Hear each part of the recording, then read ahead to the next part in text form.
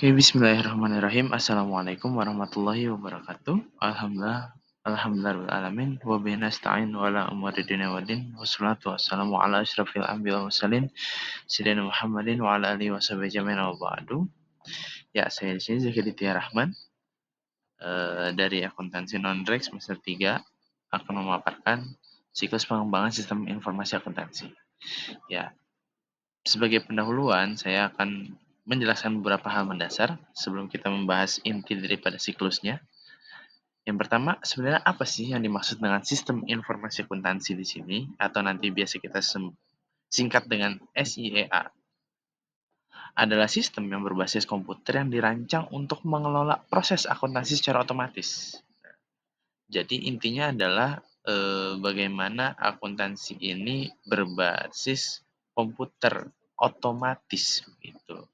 Karena pada dasarnya untuk memudahkan pekerjaan seorang akuntan khususnya dalam mengelola proses akuntansi yang ada. Karena dengan memanfaatkan teknologi informasi, SIA mengintegrasikan seluruh proses akuntansi, mulai dari pencatatan transaksi hingga pembuatan laporan keuangan. Jadi harapannya perusahaan itu merasa dipermudah dalam memantau arus kas, mengelola anggaran, serta mengurangi risiko kesalahan manusia.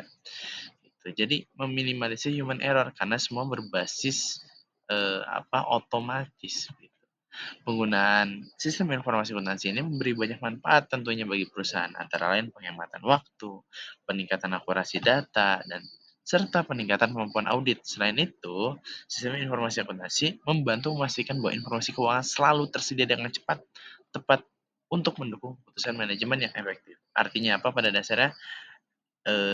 Sistem informasi akuntansi adalah sebuah software yang benar-benar memfasilitasi seluruh kegiatan akuntansi mulai dari pencatatan hingga laporan keuangan sehingga semua berjalan dengan otomatis.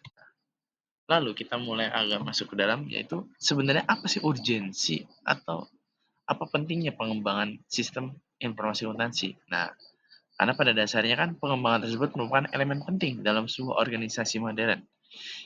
Baik itu ya perusahaan profit ataupun non profit.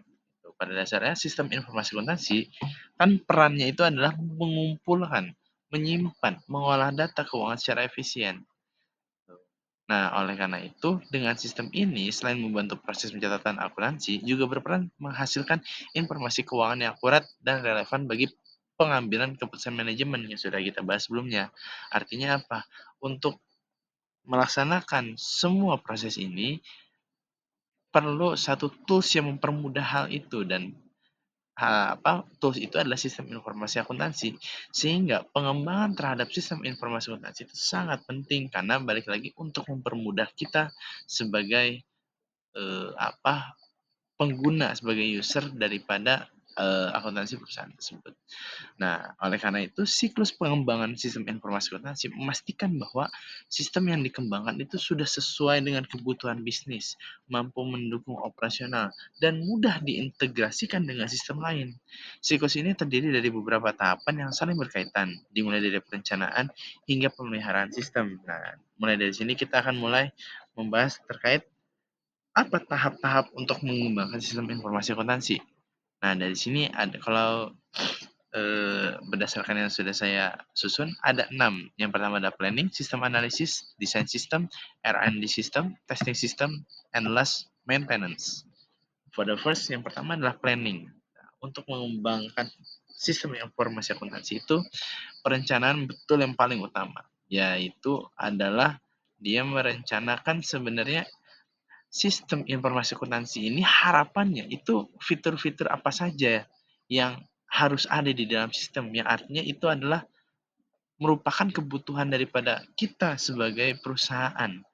Harapannya sistem informasi akuntansi ini bisa membantu kita di bagian mana gitu. Oleh karena itu, untuk menjawab pertanyaan ini perlu sekali identifikasi masalah, peluang, serta tujuan organisasi yang dapat dioptimalkan melalui pengembangan sistem ini. Nah, hasil daripada planning ini adalah laporan studi kelayakan, artinya bisa diajukan untuk ditindaklanjuti, sudah melalui pertimbangan teknis, ekonomis, maupun hukum dari proyek, sehingga ini bisa diukur nanti segi biaya, sumber daya, dan lain-lain. Nah, setelah masuk dari ketika sudah di planning, maka mulai berlanjut pada sistem analisis, mulai untuk mendalami, yaitu memahami dan mendokumentasi kebutuhan pengguna dan alur proses yang ada saat ini. Artinya, meninjau ulang sistem informasi akuntansi yang sudah ada sebelumnya di perusahaan, apa saja kekurangannya, alurnya siapa saja yang merasakan, dan bagaimana merancang kembali sistem ini supaya memudahkan proses pencatatan akuntansi, proses akuntansi, sehingga sesuai yang diharapkan di awal, semua kegiatan akuntansi terlaksanakan secara otomatis, akurat. Pada tahap ini, tim pengembang melakukan wawancara, survei, mengidentifikasi masalah pada sistem lama, dan mencari peluang perbaikan. Analisis juga mencakup pembuatan spesifikasi kebutuhan sistem yang mendetail, termasuk spesifikasi fungsional dan non-fungsional. Intinya tetap jelas bahwa pada dasarnya perlu penggalian sebenarnya dengan mengembangkan sistem informasi akuntansi yang baru. Harapannya sebenarnya kebutuhan kita tuh apa? Apa kebutuhan yang akan dijawab oleh sistem informasi akuntansi yang akan dikembangkan? Setelah sudah terjawab itu semua, maka mulailah tim itu untuk mendesain. Ini tahapan yang paling penting karena mengubah spesifikasi kebutuhan menjadi rancangan teknis sistem yang akan dikembangkan. Ini sudah mencakup arsitektur data, antarmuka pengguna, serta komponen hardware dan software yang diperlukan. Gitu. Makanya dalam hal ini diagram data flow dan diagram relasi antara entitas itu digunakan untuk memvisualisasikan hubungan data dan alur proses dalam sistem baru. Tujuannya jelas agar semua komponen sistem dapat terhubung secara efektif dan mendukung kelancaran operasional bisnis. Jelas karena dalam satu bisnis perusahaan khususnya, itu pasti banyak sekali menghubungkan pengguna, menghubungkan sistem, menghubungkan semua kegiatan. Artinya bagaimana semua ini bisa diintegrasikan catatan akuntansinya dalam satu sistem yang padu. Nah, ketika sudah didesain, sudah selesai dirancang, mulailah masa R&D atau masa pengembangan. Nah, di tahap pengembangan ini adalah proses pembuatan sistem sesuai desain yang telah ditetapkan. Pemrograman dilakukan untuk membangun sistem yang mampu menjalankan fungsi-fungsi yang telah didefinisikan sebelumnya. Selanjutnya, tahap implementasi dilakukan dengan melakukan pengujian internal dan eksternal untuk memastikan komponen berjalan yang baik. Artinya apa? Setelah tadi sudah didesain, sudah dirancang, mulailah untuk dicoba untuk diterapkan, dan itu proses iterasi itu berlanjut terus sampai sistem ini ajak. Nah, sehingga nanti ketika sudah mulai ajak, mulailah sistem ini diuji coba, keluar. Gitu. Ujian ini pada dasarnya untuk menemukan memperbaiki kesalahan sebelum sistem sepenuhnya diimplementasikan. Gitu. Pada dasarnya, testing sistem ini biasanya akan dilaksanakan secara menyeluruh untuk mengetahui ini ketika diuji coba, bagian mana yang masih kurang. Pengujian fungsional dilakukan untuk memastikan setiap fitur berjalan sesuai dengan spesifikasi. Selain itu, dilakukan pengujian performa untuk mengukur kecepatan dan stabilitas sistem di bawah beban kerja yang tinggi. Gitu. Ini pentingnya adalah pengujian, yaitu langsung menerjunkan itu pada realitas lapangan yang nyata daripada sistem sebuah bisnis. Nah, ketika itu sudah mulai ajak, sudah mulai dievaluasi, masukkan di masa maintenance, artinya pemeliharaan sistem. Ketika sistem ini sudah dijalankan secara berkelanjutan, maka penting sekali untuk memelihara sistem ini, artinya dipantau terus untuk memastikan kinerjanya sesuai harapan. Karena bisa saja ditemukan bug atau kesalahan di pertengahan pelaksanaan, dan ini yang harus segera ditangani oleh tim melalui maintenance ini, artinya pemeliharaan secara berkala.